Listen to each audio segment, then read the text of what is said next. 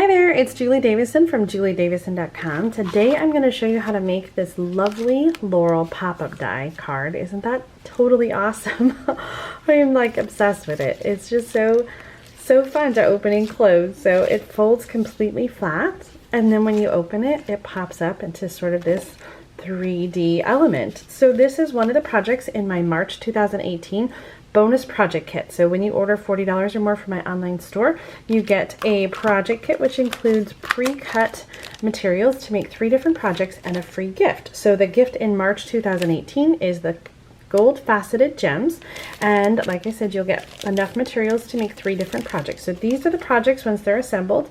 We're making this cute little daisy treat tote, and make sure to check out my other video for instructions on how to make this one. And then the second project is this one using the Springtime Foils designer paper from the Celebration brochure. So we've used the gold gems on both of those projects. And then the last one that I'm going to show you today is this card featuring that lovely Laurel Thinlit die. So these are the materials that will come in your kit.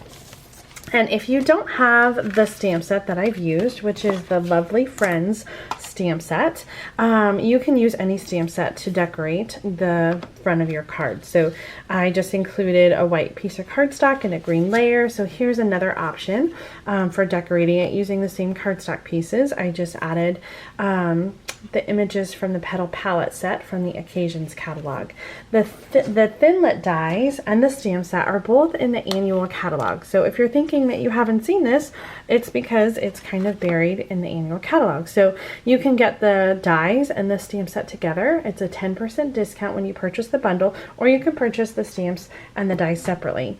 So the dies come with all the pieces that you need to make the pop-up Thinlit, and I've die cut them for you in the kit. So you get one of each of the Laurel pieces. So there's 2 different sides for that. And then for the banner, you need 2 pieces, but it only comes with 1 die. So if you're getting the dies to make more of these cards, you want to make sure that you're cutting 2 of the banner pieces for each card. And then this piece is the center of the banner. So you're going to put the banner together, and then to cover up kind of that seam, this piece goes over it. So this is the one that you're going to stamp on, and then it kind of covers up and looks like a nice fluid banner. Okay, so those are the dies, that's the stamp set. Let me show you how to put it together, because you don't need the dies or the stamps specifically. You can put this Laurel together and use it with any stamps that you have at home. Okay, so we are using the Thinlits first, or the Laurels, and there's like these little score lines. So you're going to just fold on the score line for each of those, so that when you are closing the card for the first time, that it closes a little bit easier. Then we're going to put the little slots inside of each other and fold the Laurel so that the front side, or the good side, is facing each other, so right sides together. And we're going to put adhesive on both of these flaps. That's a little bit easier to do while they're apart. So I'm going to take them apart again, and I'm putting adhesive on just the very end tab of the front, or the right side of the Laurel.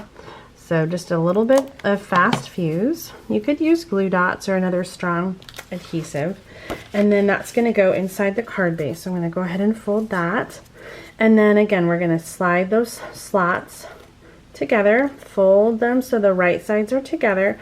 And then these little pieces here, we want to line up so that they're straight and even together.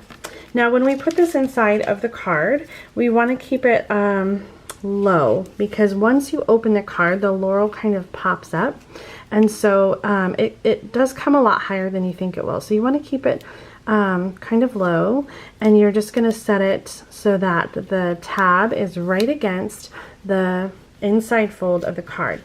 And then we're going to close the card and rub to adhere that other end, and when you open the card, the Thinlit just pops up like magic.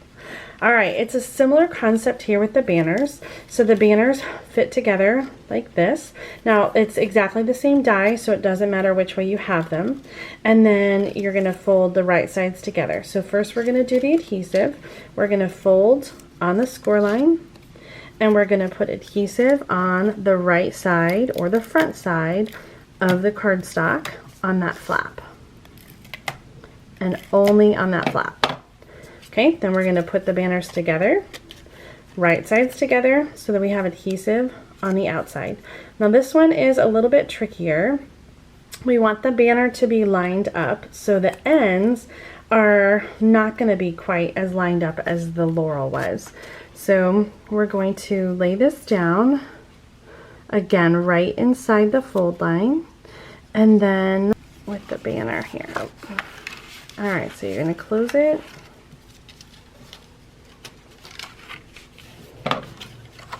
Ta-da! It takes a little finagling sometimes that the leaves are getting stuck.